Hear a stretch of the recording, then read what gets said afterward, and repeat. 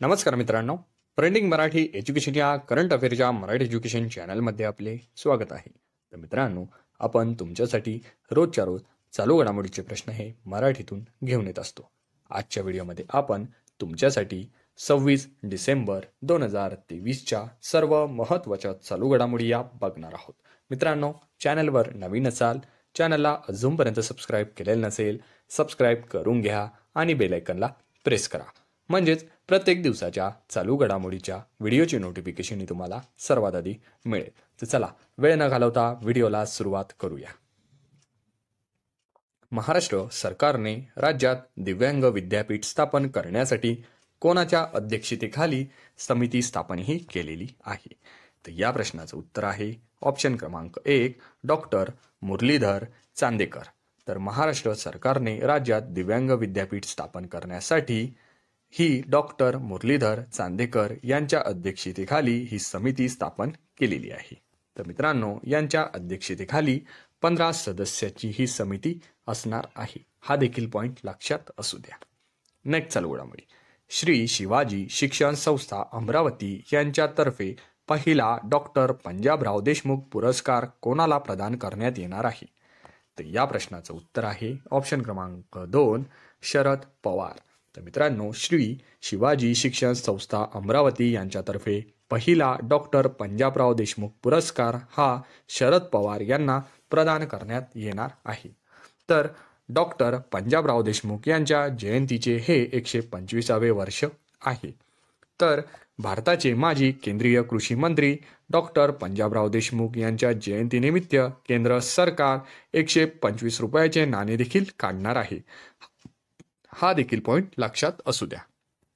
Next चालू घडामोडी. भारताची संरक्षण निर्यात किती टक्क्यांनी वाढलेली आहे? तर या प्रश्नाचं उत्तर आहे ऑप्शन क्रमांक 3, 23. भारताची संरक्षण निर्यात ही 23% वाढलेली आहे. तर 2022-23 या वर्षात भारताची एकूण संरक्षण निर्यात ही 16,000 कोटींवर पोहोचलेली आहे. हा देखील पॉईंट लक्षात असू द्या. नेक्स्ट चालू घडामोडी. इंग्लिश प्रीमियर लीग फुटबॉल स्पर्धेत रेफरीची भूमिका बजावणारी रेबिका वेल्च ही कितवी महिला ठरलेली आहे? तर या प्रश्नाचं उत्तर आहे ऑप्शन क्रमांक 4, पहिली. तर इंग्लिश प्रीमियर फुटबॉल लीग स्पर्धेत रेफरीची भूमिका बजावणारी रेबिका ब्लेच ही पहिली महिला रेफरी ठरलेली आहे. हा देखील पॉईंट लक्षात असू द्या.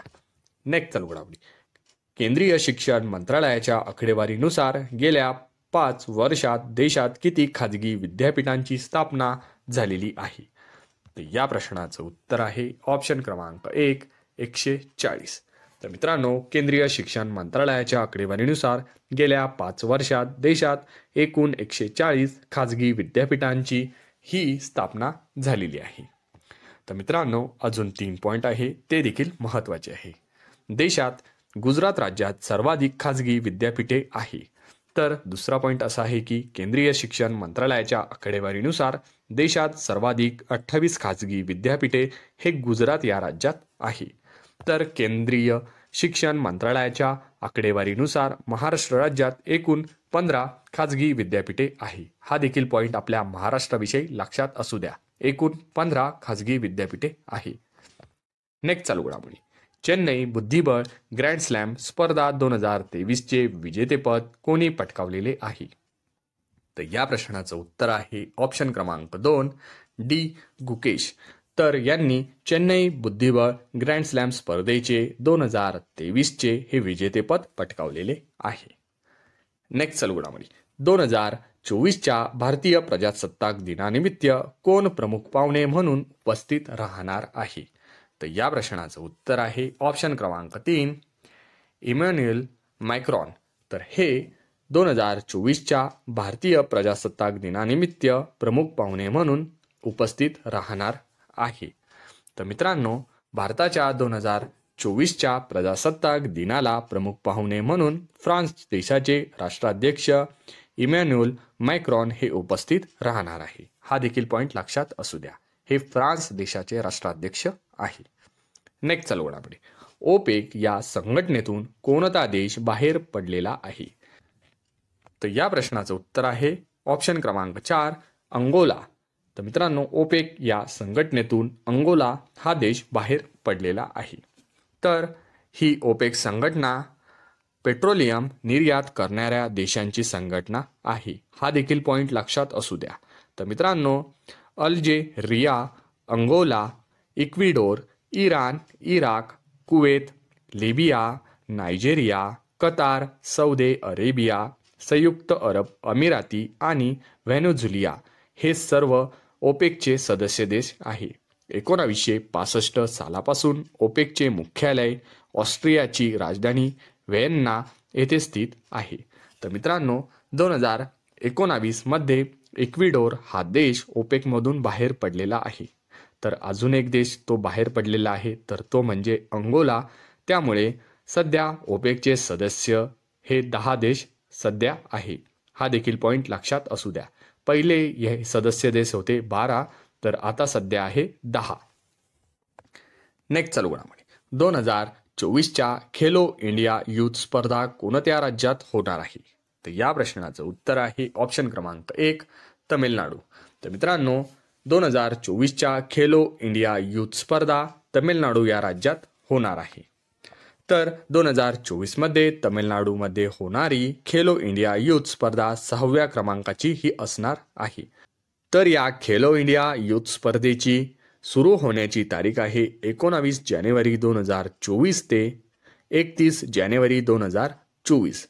हे तमिळनाडू या राज्यात होणार आहे. हा देखील पॉईंट लक्षात असू द्या. तर मित्रांनो, तमिळनाडूचा उल्लेख झाला तर तमिळनाडूविषयी अधिक माहिती आपण जाणून घेऊया.